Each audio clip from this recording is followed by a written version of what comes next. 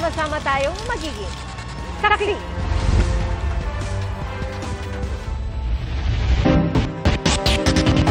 Ipasasabina ng National Bureau of Investigation si Vice President Sara Duterte para po yan sa kanyang mga pagbabanta nitong weekend laban sa Pangulo, First Lady at House Speaker.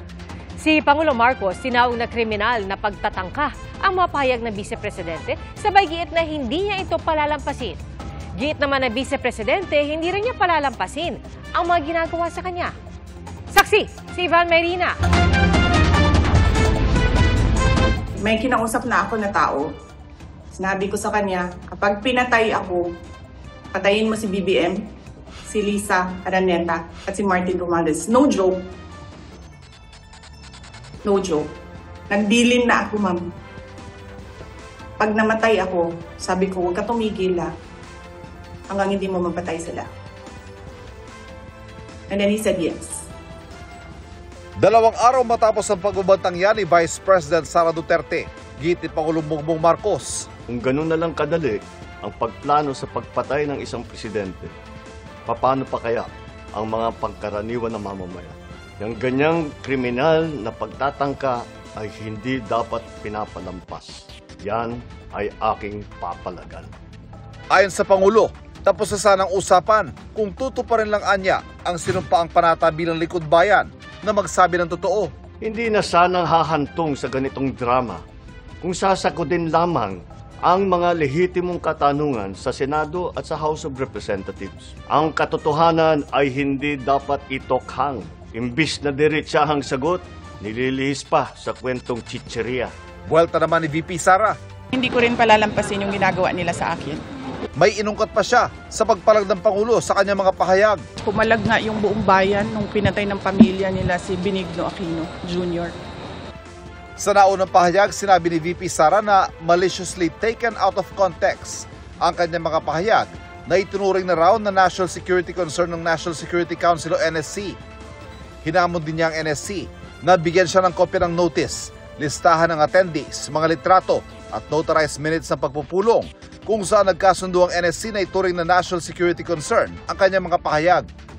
Dapat isama rin daw sa agenda ng susunod na pagpupulong ng NSC ang kanyang hiling na makapagpresenta ng mga banta sa Vice Presidente, sa Office of the Vice President at sa mga tauhan nito. Nagsabi ang NSC na national security concern ang threat sa President, pero apparently they really do not consider the threat to the Vice President as anything of a concern. What kind of country is this? Hindi ba kaparte ng gobyerno ang Vice President? Hindi ba ako binoto ng mga tao? Hindi ba ako ang Vice President ng buong Pilipinas, ng lahat ng mga Pilipino? Sabi ng bise, hindi na siya umaasang magiging pata sa kanila ang gobyerno. This is clear political harassment. This is clear political persecution. Pag-threat sa'yo, baliwala. Pag-threat sa kanila, national security. Saan ka? Bilang tugon sa itinuturing nilang seryosong banta sa buhay ng Pangulo, dinoble na ng Presidential Security Command ang kanilang seguridad. Naka-red alert daw sila simula nitong Sabado at maghihigpit sa pagbabantay sa Pangulo sa mga susunod na araw. Ang opisyal ng Department of Justice tinawag na self-confessed mastermind ang bise at sinabing gagamitin ang buong pwersa ng gobyerno para matukoy ang kinausap daw niyang assassin. The premeditated plot to assassinate the president, as declared by the self-confessed mastermind, will now face legal consequences. We will use all the resources of government, all law enforcement agents, to find out the identity of this assassin and the legal consequences arising out of this criminal plot will be dealt with the full force of the law. Ipasusumpi na naman ng National Bureau of Investigation si VP Sara at bibigyan ng 5 araw para humarap sa otoridad. Hindi po namin agad inaresto si Vice President dahil siya ay Vice President, napakataas na opisyal. So we are giving her chance, due process to answer. Handa naman daw itong harapin ng bise. I would gladly answer yung gusto nilang mga tanong na ipasagot. Pero dapat sumagot din sila sa mga tanong ko sa kanila. Mag-uusap na lang kami doon pag nandiyan na yung subpoena. Pinapreserve na rin ng NBI sa Meta ang video bilang ebidensya. Sinimula na naman ng PNP-CIDG investigasyon kaugnay sa mga pahayag ng pangalawang Pangulo. Yun ang talagang tutok ng PNP. Kasi specifics na yun eh. So, nandun tayo sa level na yun. Yun ang talagang abot namin. Kung totoo nga bang may hitman, kung totoong baka naman walang hitman, o baka naman yan ay figure of speech na naman. So, yun ang ating mga titingnan dyan. Ayon sa DOJ, maraming pwedeng ihain na kasong kriminal sa Vice Presidente. Pwede rin siyang disiplinahin ng ombudsman at maaring madisbar o matanggalan ng lisensya bilang abogado. Very bad precedent for our country if we will not take legal action on these kinds of threat coming from a very high-ranking official. We have to maintain order in a civilized society by adherence to the rule of law, and we will apply the full strength and force of the law. A threat to the president is a threat to every Filipino because he is the one expected to deliver the service. And if he is impeded because of that threats, then it is a disservice to our people. Para sa GMA Integrated News, Ivan Mayrina ang inyong saksi. Nadagdagan ng 5 araw ang contempt order laban sa Chief of Staff ni Vice President Sara Duterte na si Attorney Zulaika Lopez na hindi pumunta sa pagdinig ngayong araw. Pumalag po ang Vice Presidente sa pagpapalawig ng contempt order gayon din sa paraan ng pagtatanong ng ilang kongresista sa kanyang staff. Saksi, si Jonathan Andal. Did you certify to the correctness of the liquidation reports on the use of the DepEd confidential funds? Mr. Chair, wala kaming kakampi dito, walang maka-point of order para sa amin. How can you ask a resource person without giving him copies? Without giving him Mr. copies? Chair, point of order, Madam Mr. Chair. Vice President, please wait to be recognized. Give him copies. Pumalag si Vice President Sara Duterte habang tinatanong ng mga kongresista ang kanyang dating Special Disbursing Officer sa DepEd na si Edward Fajarda. Gate ng Vice, bakit hindi agad binigyan ng kopya ng dokumento ang staff ng Office of the Vice President? Sa puntong ito, nagkasagutan din sina Vice President Duterte at Congresswoman Franz Castro. Representative Acop is asking our resource person, why is it that the Vice President is batting? Yes, Yes, the ma'am. point of order Kasi is wala dapat kaming ganon. kakampi dito, ma'am. Pero dapat Walang pakinggan mo 1 minute natin. recess declared by the chair. Well, point of order. Nang suspendihin ang pagdinig, napatayo ang Vice at pinuntahan ng mga kongresista.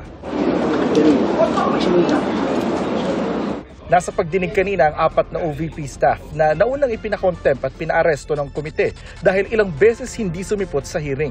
Pero wala ang Chief of Staff ng Vice na si Attorney Zulaika Lopez na nasa Veterans Memorial Medical Center pa rin. Sa excuse letter ni Lopez, hindi raw siya makapunta dahil sa acute stress disorder. Ang hindi po naman po sinasabi dito ng kanyang mga doktor na hindi po siya physically incapable of attending today's hearing.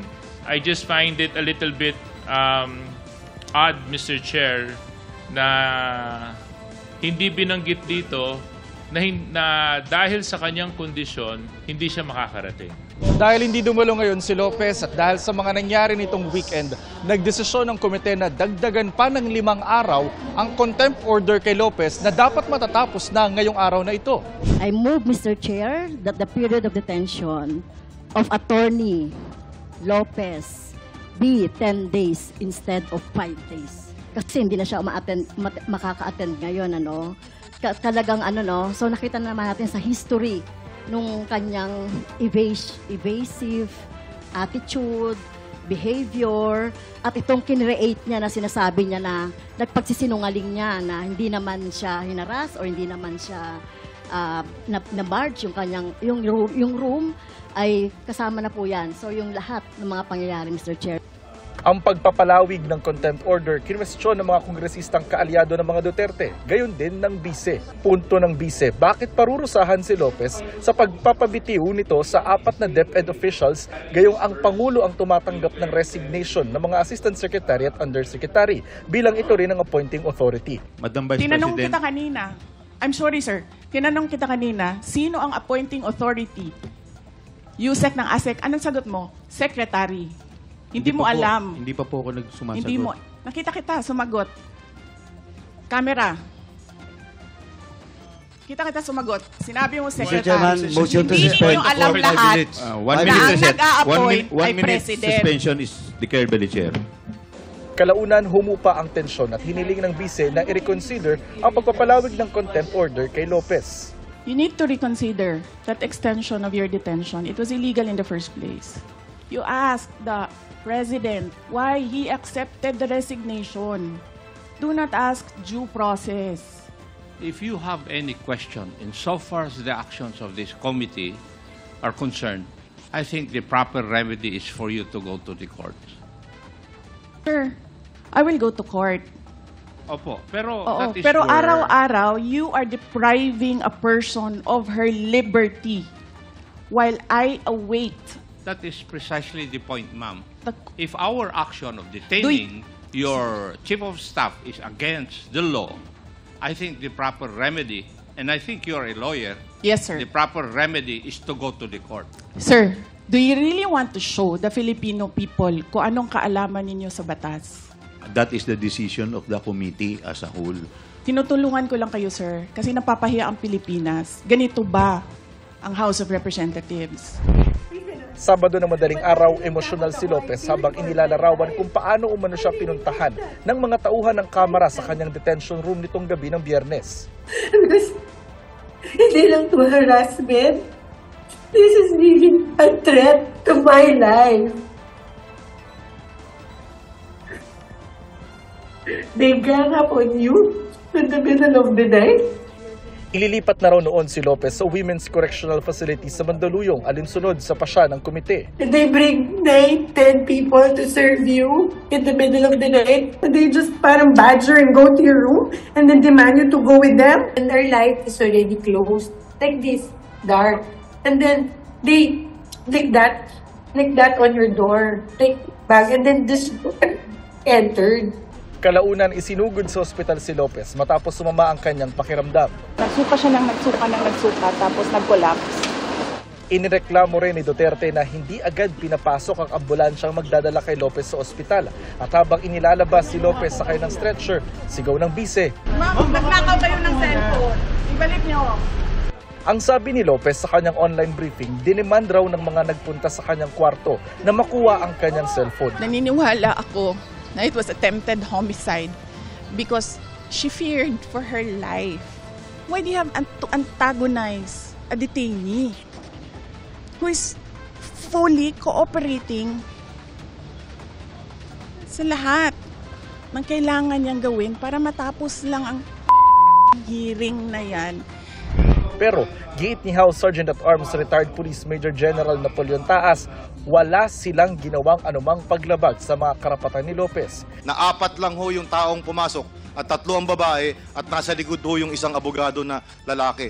Ipinakita sa pagdinig ang isang video kung saan kumatok ang isang babae kasama ang isang babaeng security guard, babaeng nakadamit na pangpulis at isang lalaking nakaitim na jacket. Ay po, ma'am. Pwede po tayo magbukas ng iba? Kailangan pa naman mag-robe or what? Sa video ring ipinakita sa pagdinig, makikita ang tauhan ng kamera na kinausap si Lopez at ang kanyang kasama sa kwarto. Maya-maya may kinuha si Lopez at bumalik bit-bit ang kanyang cellphone na ibinigay sa kanyang kasama. Dito rin po makikita natin wala namang escalation po, hindi ninakaw, it wasn't forcibly taken from them. Tinanggal lang sa possession nila at itinagay din sa lamesa. Andun, naiwan doon sa loob ng selda yung cellphone. Para sa GMA Integrated News, Jonathan Andal, ang inyong saksi. Mga kapuso, maging una sa saksi. Mag-subscribe sa GMA Integrated News sa YouTube para sa iba't ibang balita.